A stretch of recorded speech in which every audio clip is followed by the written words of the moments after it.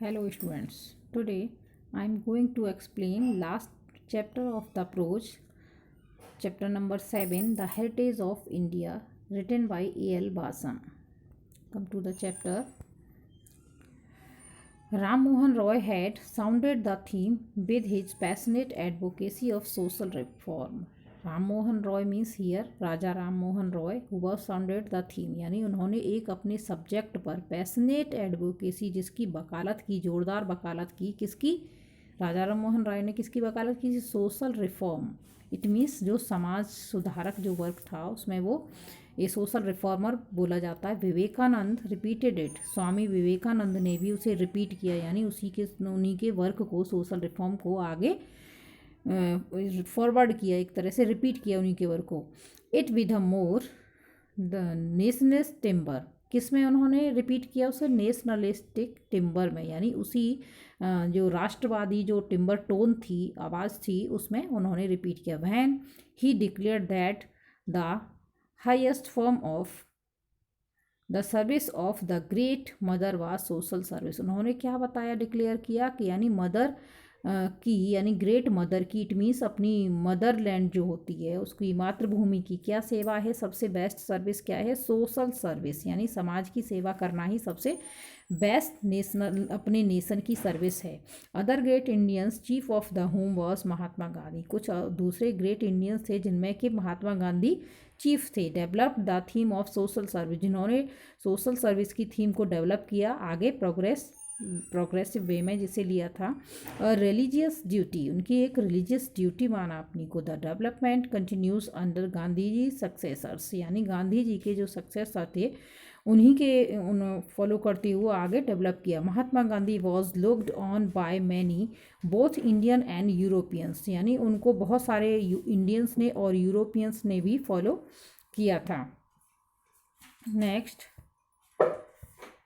As the epitome of Hindu tradition, यानी जो Hindu tradition का प्रतीक है, एपिटोम मीन्स एग्जाम्पल है, but this is a false judgement for he was much influence by western ideas. ये लेकिन ये उनके बारे में फॉल्स जजमेंट है कि उन्होंने जो है वेस्टर्न आइडियाज़ को फॉलो किया था या उनसे वो इन्फ्लुएंस थे। Gandhi ji believe in fundamentals of ancient culture, लेकिन वो किसके फंडामेंटल रूल्स में बिलीव करते थे? हमारे यहाँ के सिद्धांत में एंशियंट कल्चर, पुरानी यहाँ की जो संस्कृति है उसके बारे में बिलीव करते। But his passionate love for the underdogs and his antipathy to caste through not unprecedented in ancient India। लेकिन उनका जो मोस्ट सिंपैथी थी वो किसके साथ थी? जो अंडरडॉग्स, यानी जो कि पिछड़े वर्ग के, जिन्हें के पिछड़ी जाति बोला जाता है, कि जो पुअर पीपल थे उनके साथ उनकी जो है सिंपैथी रहती थी। Underdogs the extreme the more on the European 19th century, यानी 19th सेंचुरी के जो गरीब लोग थे, जो पिछड़ी जाती थी, उनसे उनकी मोस्ट सिंपैथी रही थी। Liberalism than the anything Indians, यानी हर किसी की आज़ादी मोस्ट था उनको, हर किसी को अपनी फ्रीडम होनी चाहिए। His faith in non violence was, उनका फेथ बिलीव क्या था? नॉन वायलेंस, यानी अहिंसा।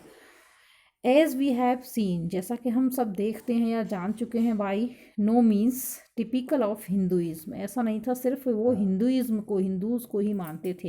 His precedence is in revolt the able Maratha ब्राह्मण जीबी तिलक, यानी उनको जीबी बाल गंगाधर तिलक भी उन्हीं को सपोर्टर थे, फॉलोअर थे। तिलक एंड गांधी जी इम्पेसेंट इन लोडियंट सुभाष चंद्र बोस, यानी सुभाष चंद्र बोस, इनसे थोड़ी जो उनकी थिंकिंग थी वो अलग थी, लेकिन सबका एम क्या था?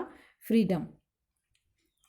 For Gandhi ji pacifism we must look to the sermons on the mount, यानी सरमन्स जीसस क्राइस्ट के जो प्रीचिंग्स थी वो भी उनसे ही मिलती जुलती ही लगती हैं, यानी जो प्रिंसिपल्स गांधी जी बता रहे थे वो भी क्रिश्चियंस के जो जीसस क्राइस्ट हैं उनके भी सरमन्स में भी वही सारी जो रूल्स हैं वो मिलते हैं। Mount and the Tolstoy, his championing of women's right, उनका क्या था? वुमेन्स राइट के लिए फाइट करना। Is also the result of the western influence, इस पर थोड़ा सा वेस्टर्न इन्फ्लुएंस को देखा जा सकता है, क्योंकि उधर भी यानी अपनी कंट्री की वुमेन्स की एजुकेशन को, उनकी कंडीशन को डेवलप करना। In his social context he was always rather N innovator, हमेशा वो एक इनोवेटर यानी नया कुछ करने की तरफ प्रोग्रेसिव रहे थे, देन अ कंजर्वेटिव यानी ये नहीं था पुरानी अपने रूल्स को फॉलो करना। Though some of his colleagues thought his programme of, यानी लेकिन इसलिए उनके कुछ कलीग्स थे, फॉलोअर्स थे, या फिर उनको जो कंपेनियन थे वो भी उनके प्रोग्राम्स को जानते थे या उनकी जो वर्क थे उनके बारे में जानते थे। सो I will explain next page of this chapter in next video. Okay.